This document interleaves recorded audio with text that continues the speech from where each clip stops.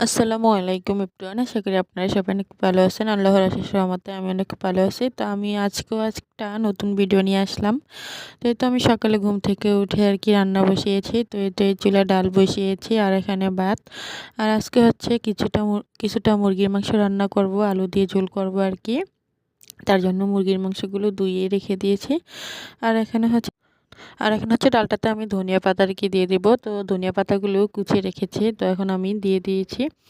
তো এই তো আমি এখানে হচ্ছে মুরগির মাংসের জন্য পেঁয়াজ দিয়ে আর কি ফোড়নটা দিয়ে দিলাম। এখন একটু পানি দিয়ে আদা রসুন পেস্ট, তারপর হচ্ছে হলুদ মরিচ সব দিয়ে ভালোভাবে কষিয়ে নিব।